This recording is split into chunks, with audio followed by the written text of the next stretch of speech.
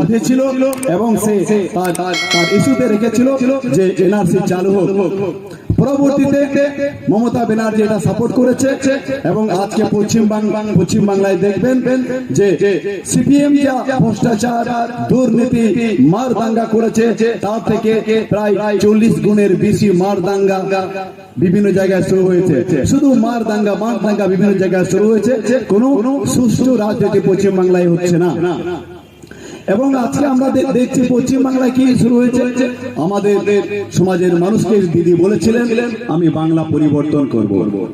হ্যাঁ, তিনি বাংলা পরিবর্তন করেছেন। কি পরিবর্তন করেছেন? 10 লক্ষ 30 লক্ষ 7 লক্ষ টাকার বিনিময়ে বিভিন্ন ডিপার্টমেন্টে চাকরিতে নিয়োগ করেছেন।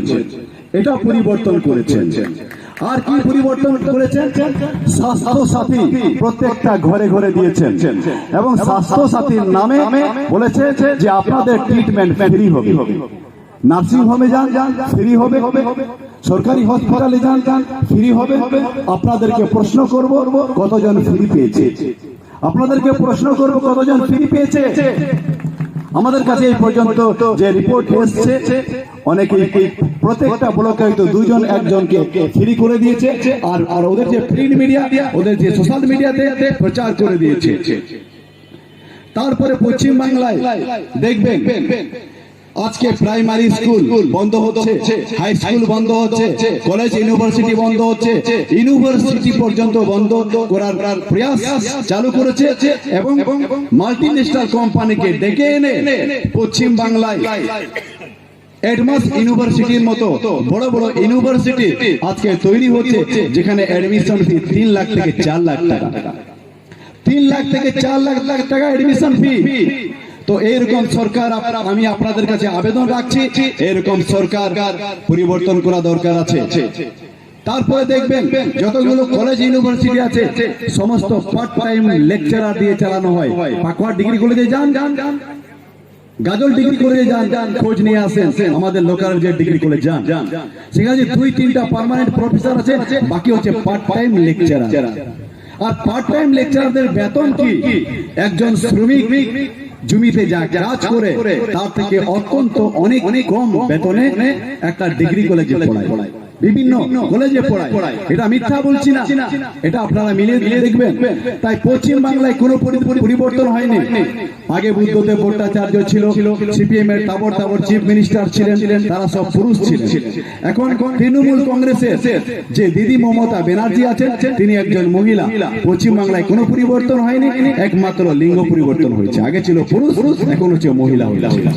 আর কোনো পরিবর্তন পশ্চিম বাংলায় হবে না।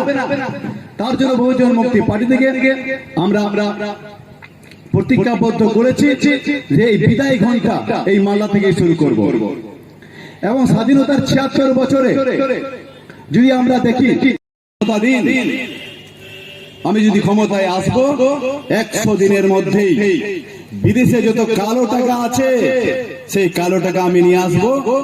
আর যে সমস্ত মানুষ 83 কোটি লোক আপনারা বিলো পভার্টি লাইনে রয়েছেন, দারিদ্র সীমার নিচে রয়েছেন, তাদের প্রত্যেক অ্যাকাউন্টে 5 লক্ষ টাকা করে আমি দেব। আমাদের লোকেরা খুশি হলো, বলতে শুরু করলো জয় শ্রীরাম, জয় শ্রীরাম বলতে শুরু করলো। আজকে জয় শ্রীরাম কি করলো? সেই কালো টাকা তো নিয়ে আসলো না এবং প্রত্যেকটা অ্যাকাউন্টে টাকা ঢুকালো না।